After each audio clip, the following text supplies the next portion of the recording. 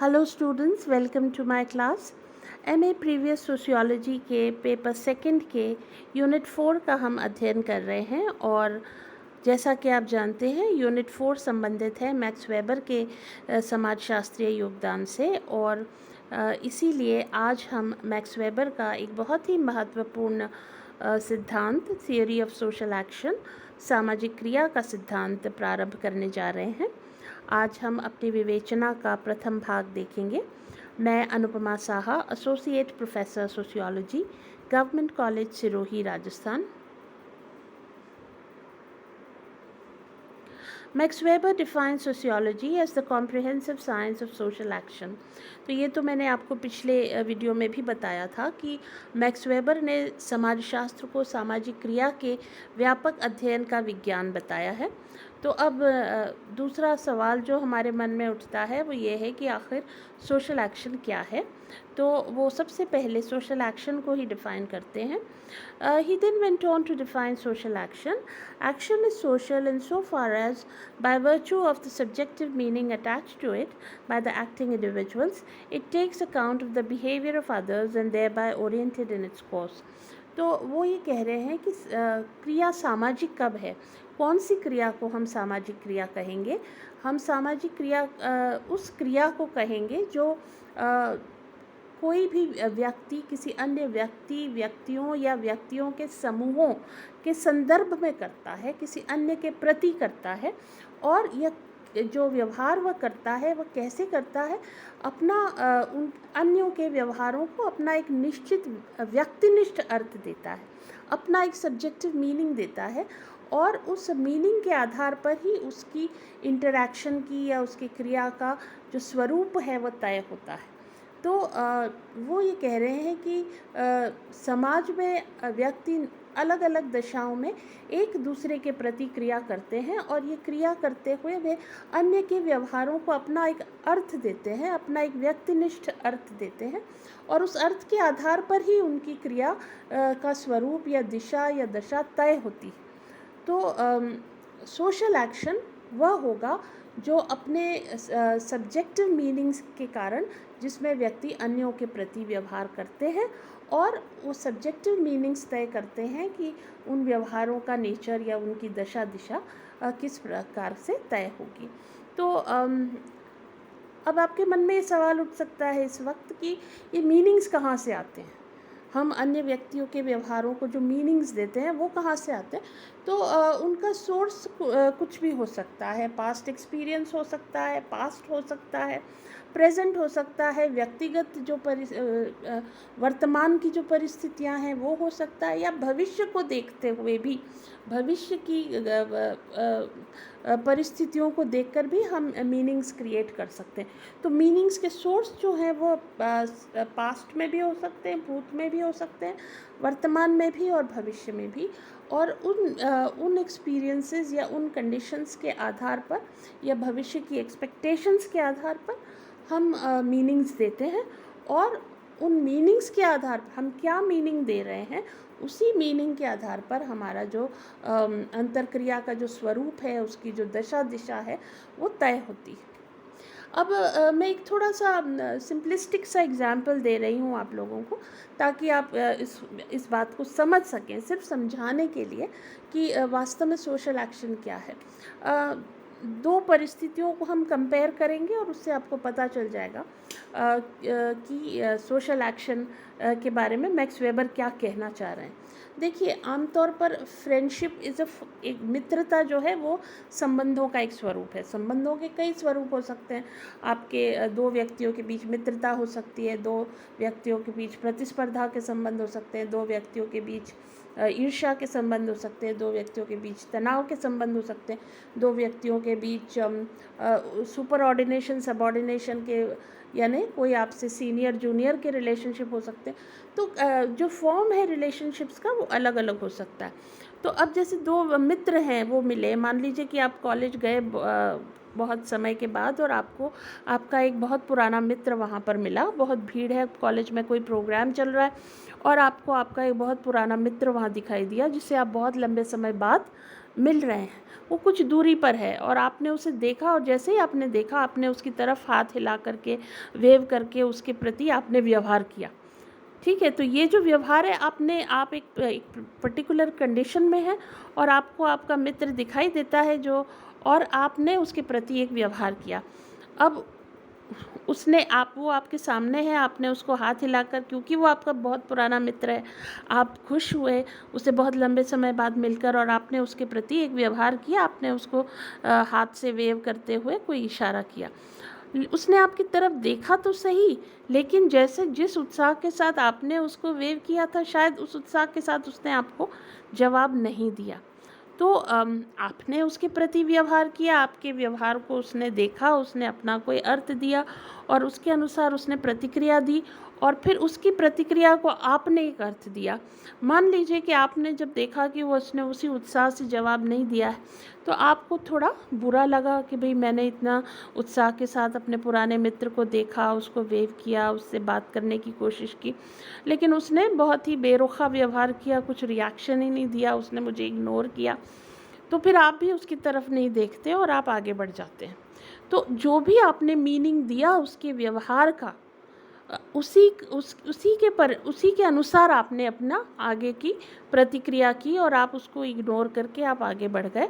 और हो सकता है जब दोबारा किसी परिस्थिति में आप उससे मिले तो ये पास्ट एक्सपीरियंस आपको फिर उसके व्यवहार को मीनिंग देने में काम आए या आपके व्यवहार को मीनिंग देने में काम आए, और जब दोबारा आप उसे देखेंगे तो आप उसके प्रति कोई व्यवहार नहीं करेंगे, आप उसको वेव नहीं करेंगे, आप आगे बढ़कर उससे बात नहीं करेंगे, क्योंकि उसने आपके प्रति जैसा आपने उम्मीद की थी वैसा व्यवहार नहीं किया था। तो वो जो रिलेशनशिप और फ्रेंडशिप है, जो आपकी दोस्ती का जो संबंध है, उसका स्वरूप बदल सकता है, वह उसमें बदलाव आ सकता है।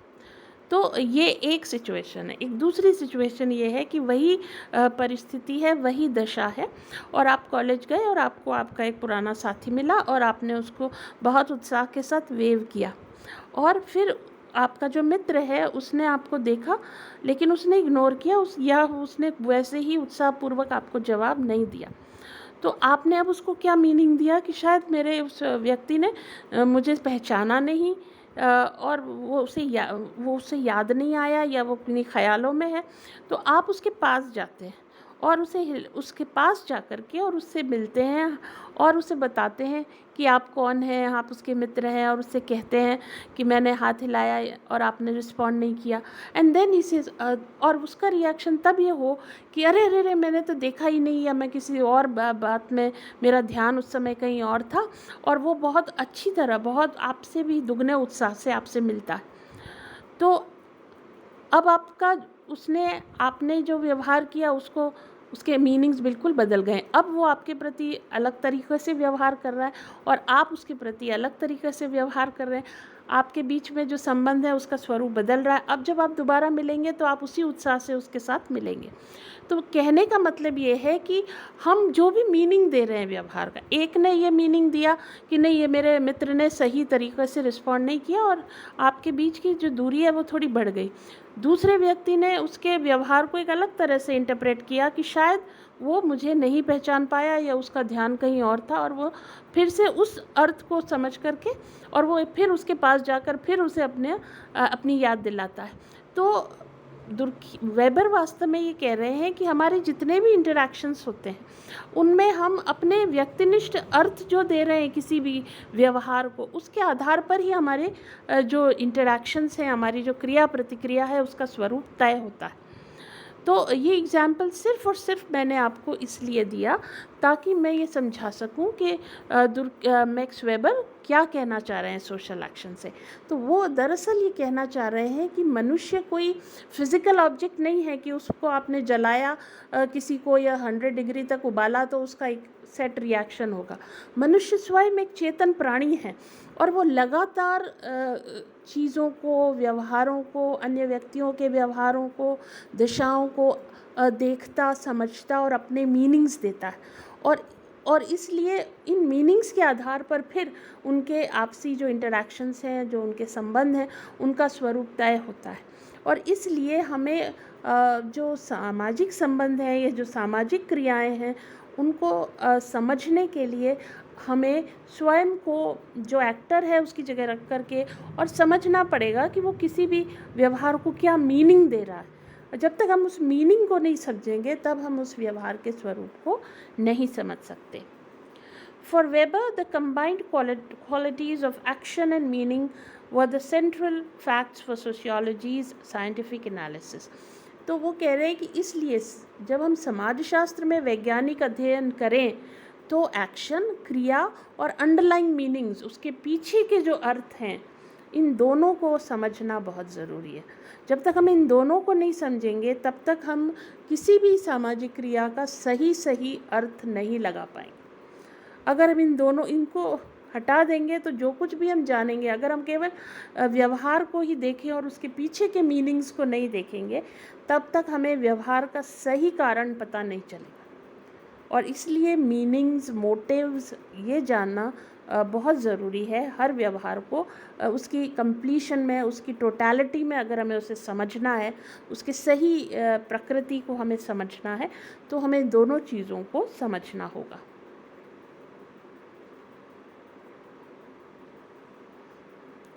Weber then introduced the term verse 10, which means to comprehend the action by understanding the meaning of human action. तो उन्होंने इस पूरी प्रक्रिया को, ये जो इंटरप्रिटेशन की है कि क्रिया और उसके पीछे का अर्थ समझना, इस क्रिया को उन्होंने नाम दिया है वर्स 10। वर्स 10 एक जर्मन शब्द है जिसका मतलब है सिंपैथेटिक एंड इंटरप्रेटिव अंडरस्टैंडिंग, यानी हम एक्टर के मीनिंग को समझें और उस समझ के आधार पर हम उसको इंटरप्रेट करें कि वो जो व्यवहार कर रहा है या जो संबंध का जो स्वरूप है वो जैसा है वैसा क्यों है, क्योंकि जो क्रिया है उसके पीछे का जो मीनिंग है वह भी हमने कॉम्प्रिहेंड कर लिया, वह भी हमने जब समझ लिया तब हम वास्तव में जो संबंध है उनके स्वरूपों को, जो क्रिया है उसके प्रकृति को सही ढंग से समझ पाएंगे। This could be done by the sociologist by placing himself in the position of the actor and understanding his motive. तो वो यही कह रहे हैं कि जब तक सोशियोलॉजिस्ट खुद को एक्टर की जगह पर नहीं रखेगा तब तक वह नहीं समझ पाएगा। तो उसे अपने आप को एक्टर की जगह रखना है और फिर ये समझना है कि वह क्या सोच रहा है, वह क्या मीनिंग्स दे रहा है, वह क्या अर्थ दे रहा है और अर्थ देकर वो क्या क्रिया कर रहा है। जब क्रिया और उसके अर्थ के बीच में हम एक रिलेशनशिप को इस्टेब्लिश कर पाएंगे, एक संबंध को स्थापित कर पाएंगे, तभी हम उसके सही अर्थ को समझ पाएंगे। ये मैक्स वेबर का कहना है। Weber writes that a correct causal interpretation of concrete course of action is arrived at when the overt action and the motives have both been correctly apprehended and at the same time their relationship has become meaningfully comprehensible. तो वो कह रहे हैं कि किसी भी घटना की कारण सहित व्याख्या हम सही तभी कर पाएंगे जब पहले तो हम एक्शन समझ पाएंगे, दूसरा हम उसके पीछे का मीनिंग, अर्थ समझ पाएंगे और फिर हम उन दोनों अर्थों को समझने के बाद उनके बीच में एक अर्थपूर्ण संबंध को स्थापित करने में जब हम सफल हो जाएंगे तभी हम किसी भी घटना को उसकी कारण सहित व्याख्या कर सकते हैं। The following are the characteristics of social action. अब उन्होंने सामाजिक क्रिया की कुछ विशेषताएं बताई हैं। सोशल एक्शन में B influenced by an action of past, present और फ्यूचर। तो जैसा मैंने आपको पहले कहा था कि जो भी एक्टर होता है वो जो मीनिंग्स देता है, वो जो अर्थ देता है, वह उसके पास्ट एक्सपीरियंस से या वर्तमान की अंतर्क्रिया से, जैसे अभी जो मैंने आपको एग्जाम्पल दिया वह उसमें उस पास्ट एक्सपीरियंस आगे की एक्शंस में काम आता है। तो हम जब भी कोई मीनिंग देते हैं तो एक कॉम्प्लेक्स होता है हमारे सामने, भूत के हमारे अनुभवों का, वर्तमान के और भविष्य की हमारी एक्सपेक्टेशंस, भविष्य के हमारी क्या उम्मीदें हैं, भविष्य के लेकर हमारी क्या आकांक्षाएं हैं, उन सब चीज़ों का मेल करके हमारे मीनिंग्स को क्रिएट करने में मदद करता है। Social action presupposes the existence of other individual. इसका मतलब ये है कि सामाजिक क्रिया हमेशा अन्य व्यक्ति के संदर्भ में ही की जाती है। क्रिया सामाजिक तभी होती है जब वह अन्य व्यक्तियों या व्यक्तियों के समूहों के संदर्भ में की गई। किसी भौतिक वस्तु के संदर्भ में किया गया कोई व्यवहार सोशल एक्शन नहीं होगा, या कोई व्यक्तिगत व्यवहार सोशल एक्शन नहीं होगा। जैसे मैं किसी कमरे में गई और मुझे गर्मी लगी और मैंने एसी ऑन कर दिया, दिस इज़ इंडिविजुअल एक्शन, ये सोशल एक्शन नहीं है, ये किसी व्यक्ति के संदर्भ में नहीं है। तो जो हम व्यक्तिगत व्यवहार कर रहे हैं या किसी भौतिक वस्तु के संदर्भ में कोई व्यवहार कर रहे हैं, वो सामाजिक क्रिया नहीं माना जाता और उसका सामाजिक संदर्भों में कोई महत्व भी नहीं होता है। The subjective meaning is essential to social action. और फिर एक और महत्वपूर्ण बात मैक्स वेबर कह रहे हैं कि किसी भी सामाजिक क्रिया में जो व्यक्तिनिष्ठ अर्थ है वह महत्वपूर्ण है। अर्थात व्यक्ति जो व्यवहार कर रहा है वह अन्य के प्रति, उसमें उसका एक मीनिंग कहीं ना कहीं उसमें ज़रूरी है।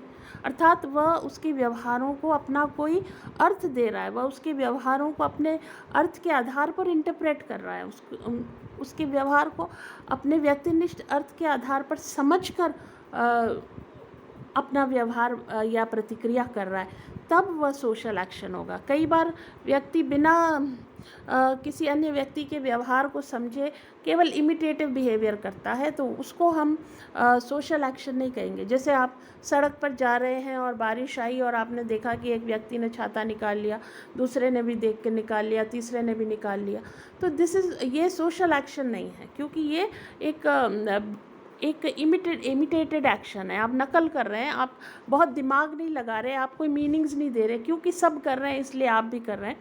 तो उस तरह के व्यवहारों को भी हम सोशल एक्शन नहीं कहेंगे। सोशल एक्शन में अपना स्वयं का व्यक्तिनिष्ठ अर्थ होना बहुत ज़रूरी है। और चौथा, it is oriented in its course, मतलब सामाजिक क्रिया जो होती है वह न सिर्फ उसमें अर्थ होता है, बल्कि अर्थ के आधार पर ही उसका जो दशा दिशा स्वरूप तय होता है।